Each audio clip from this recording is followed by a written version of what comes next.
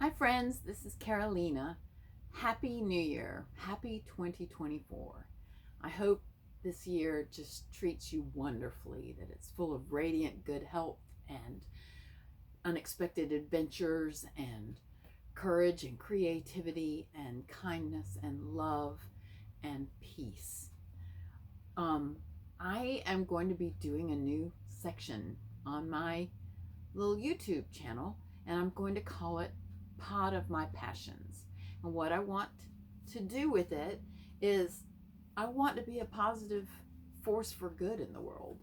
So I'm going to explore some categories of happiness psychology and research and talk about the bits of that interest me.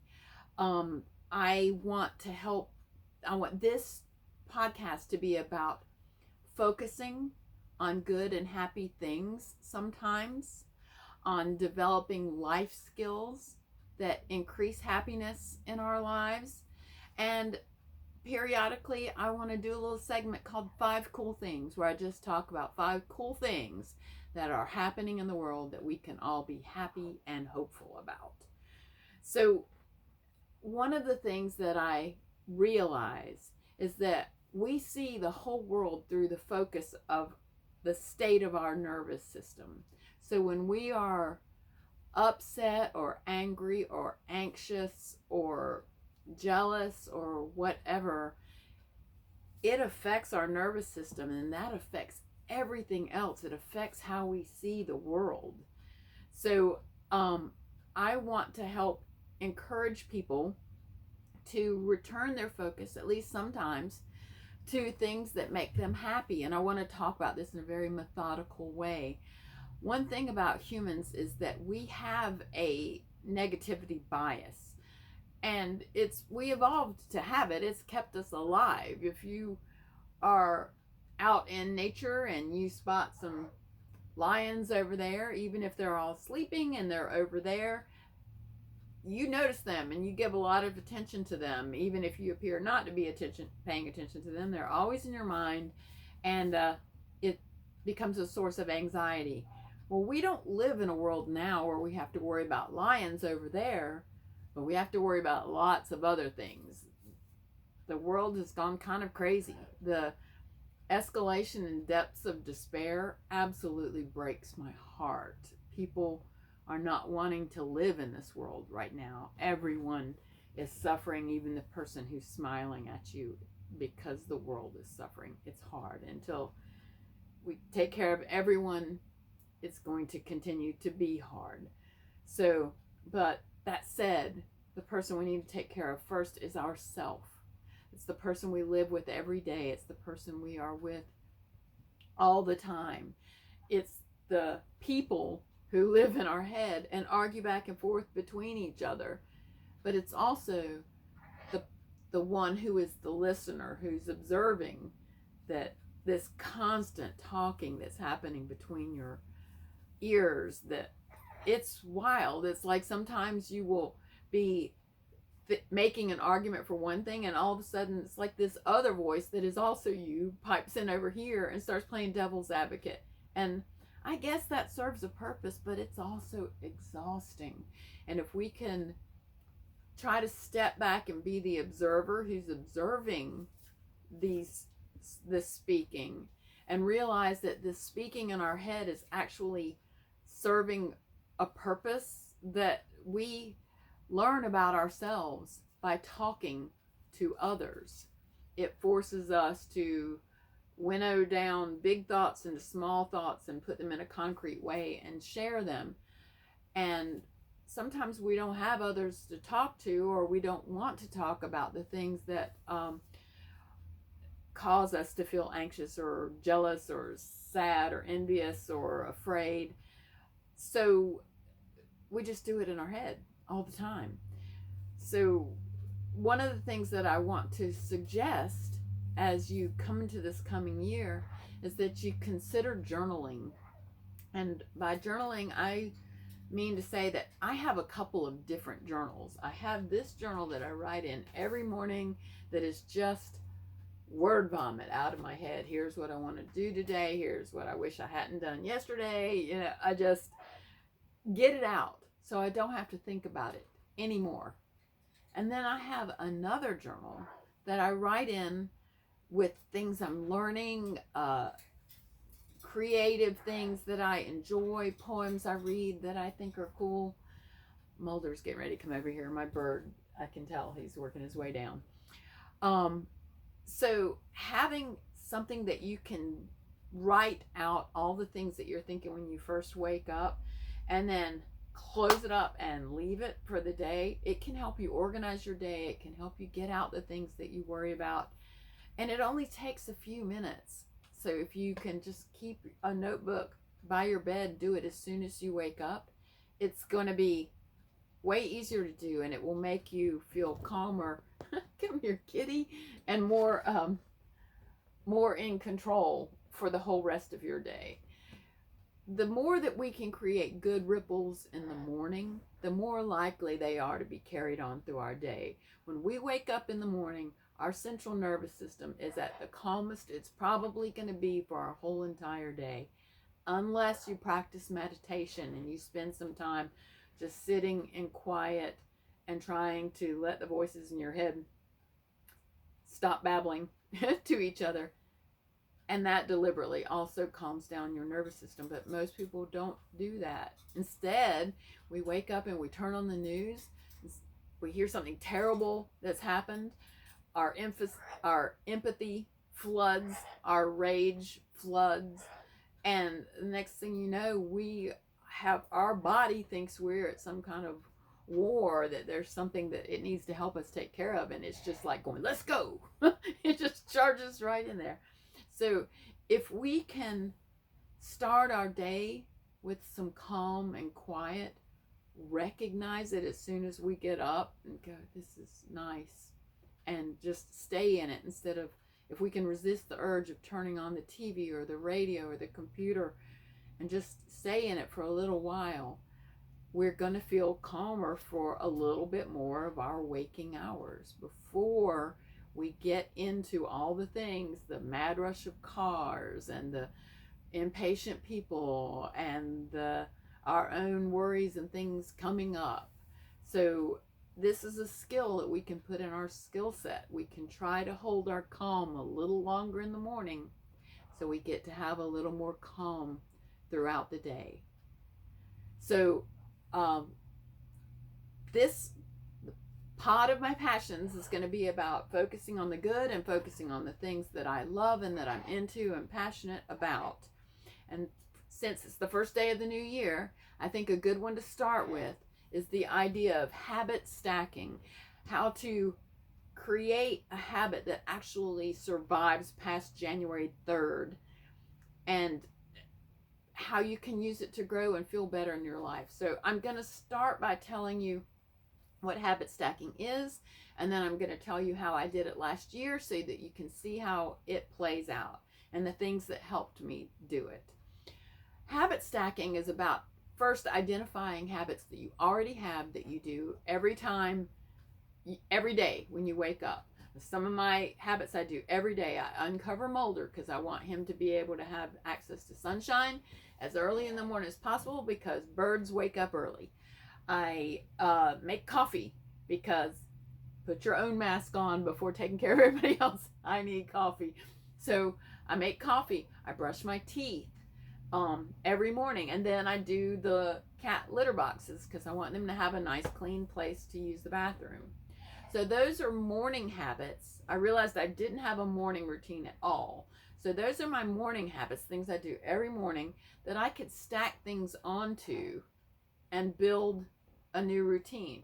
Now, what I didn't do was go in on January 1 and say, I want to do these 12 things. We get overwhelmed and we give ourselves too much. This is about focus. We're going to choose one thing, and we're going to focus on it for 1 month. And it's going to be small, and it's going to be attainable. And we're going to celebrate when we do it, and we're not going to beat ourselves up if we don't do it. We're not going to let perfectionism get in the way of progress. Often we think, if I don't do this every day, then I have failed. And that is just not the way it is at all. As long as you keep coming back to it and doing it occasionally, it becomes more and more common, more and more easy, more and more part of your routine. So, habit stacking last year, I did one a month, and I used my little group, Minimizing for Joy, on Facebook, where it started as a group of minimizing things, and it became also about minimizing the things in our lives that don't make us happy. So not just physical objects, but the things that we take on that weigh us down. So I really enjoy that group. Every beginning of each month, we set a habit, and then we check in like mid-month and go, how are you doing? And sometimes you've forgotten to even do it at all, but it's like, oh yeah, I said I was going to do that in January. So you just come back in, you jump right back in the race. And then we check in again at the end of the month and go, how did you do? And no matter how you did, even if you did it every day or you only did it a couple times, for the next month, we choose a different habit. So we don't forget about that habit. We keep coming back to it. So it might take you really a few months to get a habit established where you feel like you're doing it all the time.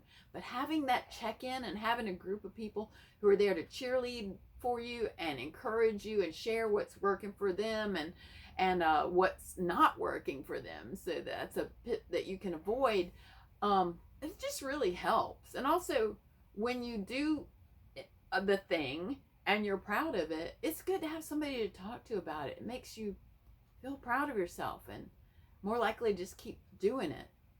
So over the course of last year, every month I set a habit. I've got most of them. I'm still working out the December one. I don't do it every time, but I'm getting better at it.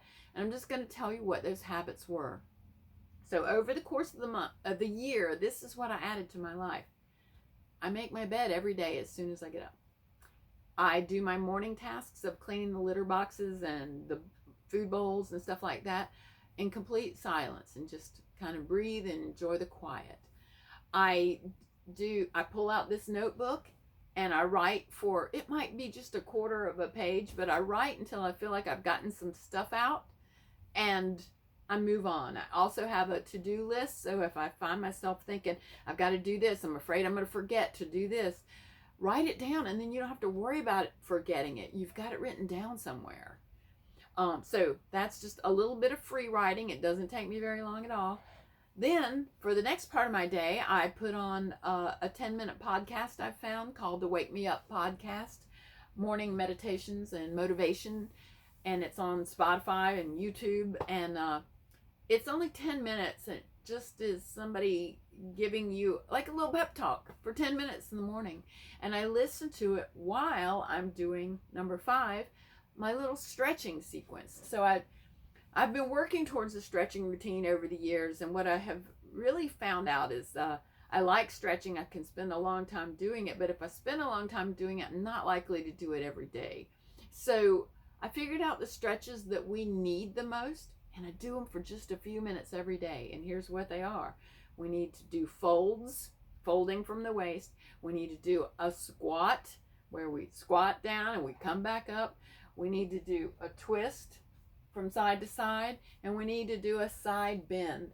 And honestly, side bends, anything where you're stretching out your side body, is one of the most calming things you can do for yourself and your nervous system. It, more than any other stretch, calms the nervous system quickly.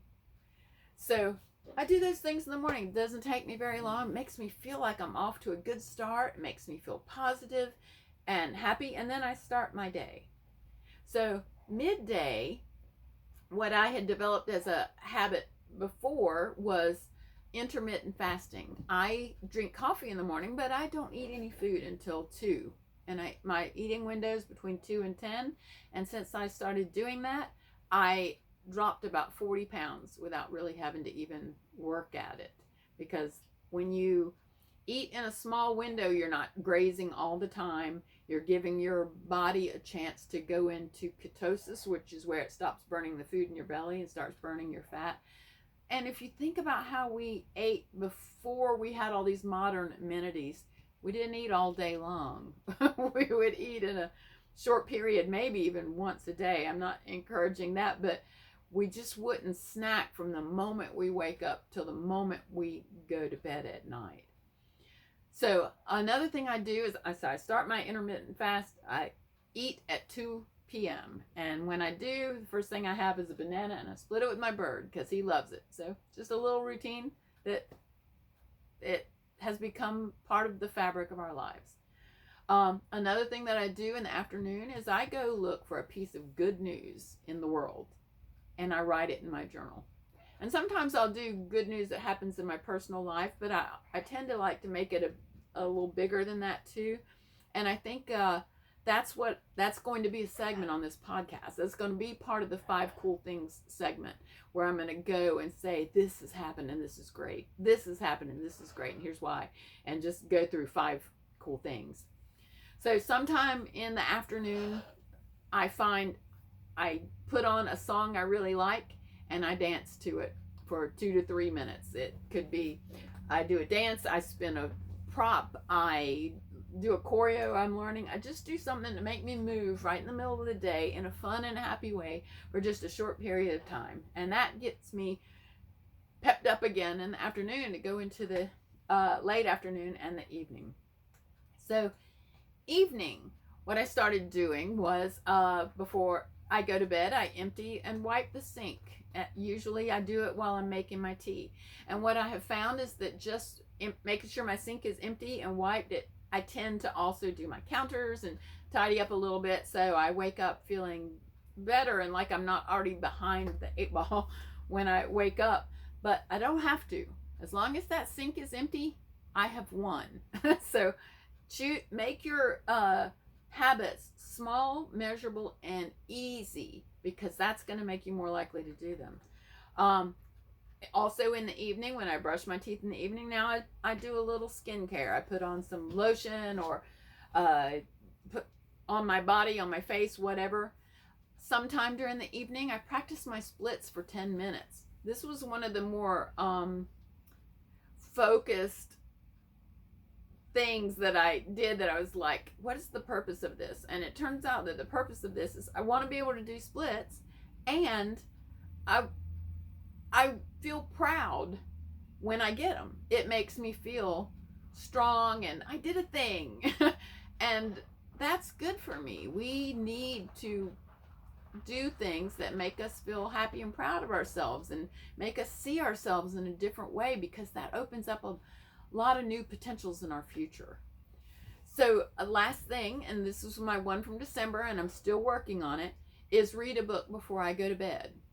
So what you may find, and what I found, is that often I'll try to put these things in, and then little stumbling blocks will come up. Like, I notice I don't like turning off my overhead light from reading before I go to sleep.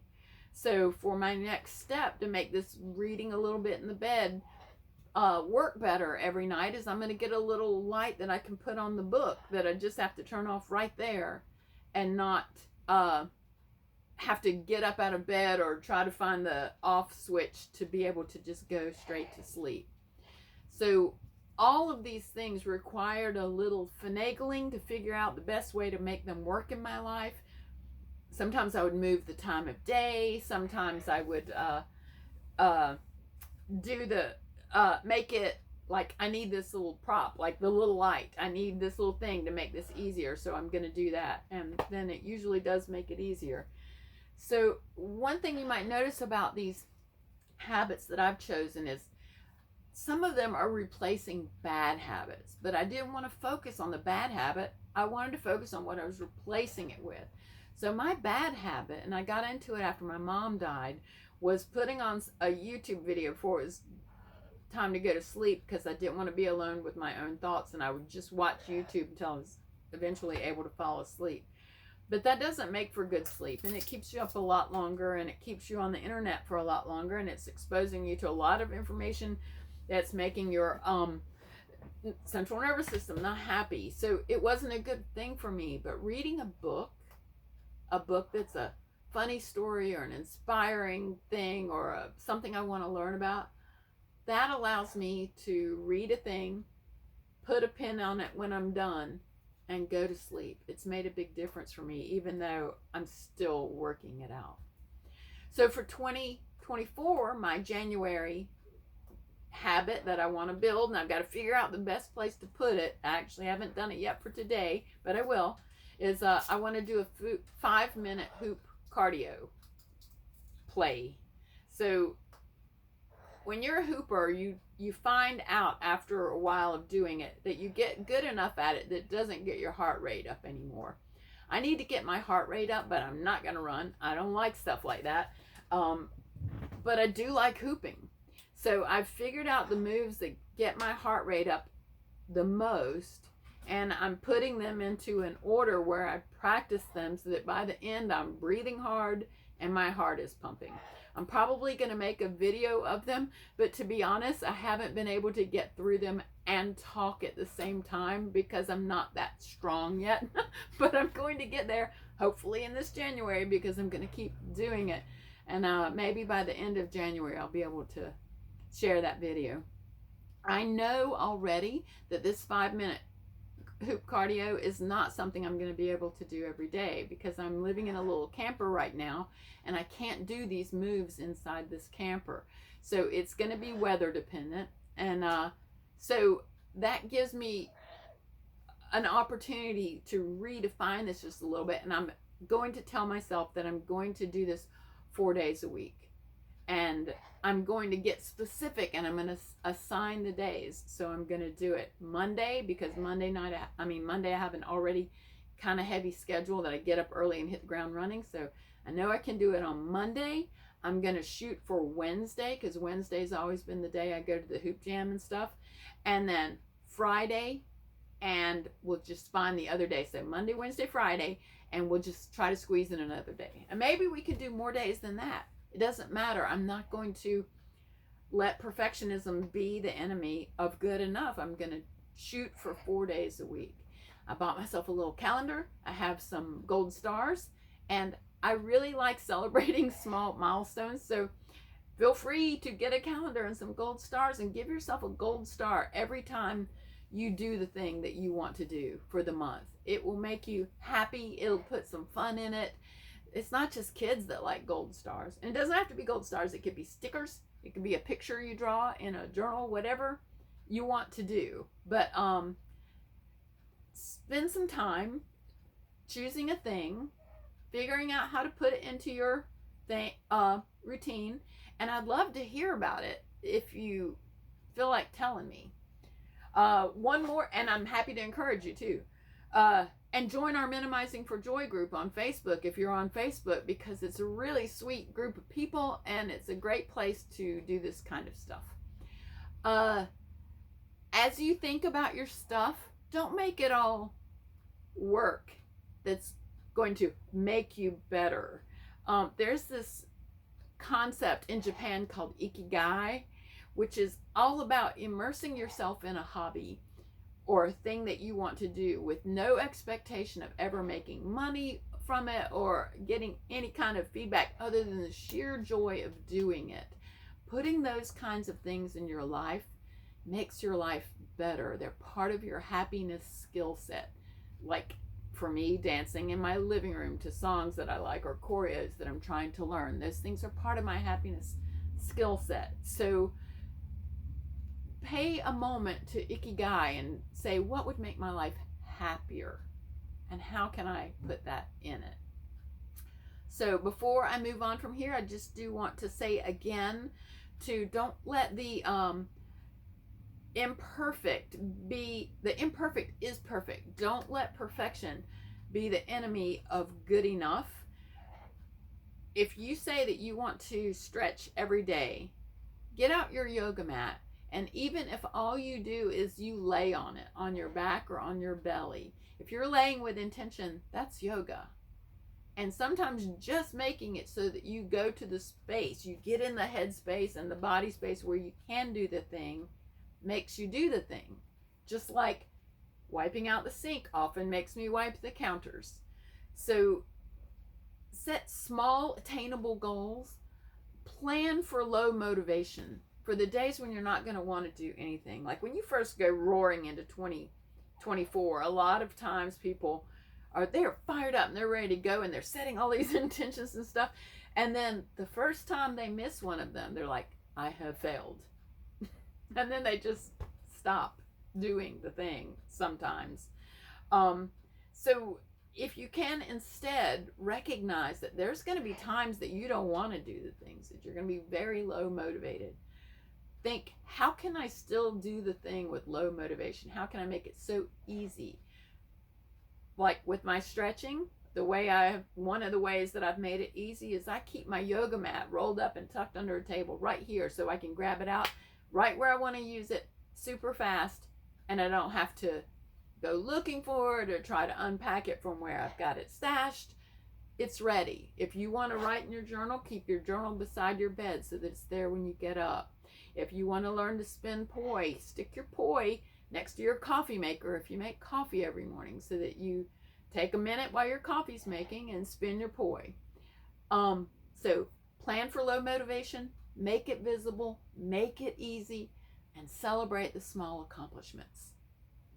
So one last thing that I want to share with you along the lines of planning for your new year, something that has worked better for me and before habit stacking, for a focus for the year, was to choose a word of the year, a word that I wanted to return to and use to influence my life. For me, last year, it was rebirth, which was about coming back out after a long, dark time and choosing to live again, choosing to love again after going through a really sad time in my life. And it was a good year. It was a good word for me for the year. When I had opportunities to do things, I did them. I treated myself gently, like you would a child who was learning all over again, because it's kind of the way it felt to me to come out of where I was after my mom died. So the year before that, it was teach, and that really helped me a lot because it got me teaching classes again. It's going to get me making tutorials again, which are things that I enjoy. So this year, my word is roots, and I want to explore my roots. I want to put down roots. I want to build a foundation for myself that supports a happy, healthy, love-filled life of service and kindness, and trying to focus on being a positive force for good in the world as well as in my life. So I want to be able to reach out with love. My foot's getting a cramp. I want to be able to reach out with love, do my best, and not be so concerned with the results or outcomes. Just do what I can do. So I guess that's everything that I have that I wanted to say on this first day of the year. I just want to invite you to come with me on this journey if you want to, and I will share with you some of the things that I enjoy and love and that have made my life better, and how we can focus on happiness so we're getting some doses of happiness even among all the despair that is going on all around us all the time. So we're feeding ourselves happiness like it's a nutritious vitamin. So I guess before I leave, I want to thank you for coming here and doing this with me, and for all your support all over the years, for all the various things that I've done. I plan to do a lot more of those this year too. I'm going to keep doing cat rescue. I'm going to keep hooping and teaching and trying to find places where I can help as I can. And I think I'm going to set up a Patreon to help me do some of those things. Like right now, we're trying to clear a colony that's got 30 cats in it that are all going to have to be vetted and find homes for them. And I've found places to take them, but all of a sudden I am learning that our two low-cost vets have both gone out of business. And so we're having to figure out a way to come up with money or other programs or whatever to get this done in a hurry, because it's time sensitive. They're getting ready to bulldoze that area where the colony is and build a medical center. So, and the city has notified us, or the county has notified us, that it's definitely happening in a short time frame. So we got to get moving on that. But anyway, if you know me, you know I'm doing stuff like this all the time, and I often need help, and I don't know how to ask for it. I feel awkward asking for it, but also I think we can just do more when we all work together. So I'm going to set up a Patreon here sometime shortly. And if you're interested in helping, or you appreciate ways that I help you or others, then I'm going to ask you if you want to support me through that. Or I think I will also put PayPal links, start putting PayPal links in my description of the videos. So anyway, I'm going off on a side tangent right now, but I just want to leave you with this. Choose to be a force of good in the world. Choose to focus a little every day on being happy. Choose to find opportunities of service and helping where you can help others, whether they are people or animals or the place that you live. Look for opportunities to help. It will make your life richer. It will make this suffering world better, and it will make all of us happier. So I'm looking forward to 2024. I hope you are too. I'm sending you so much love, and thank you for doing this with me.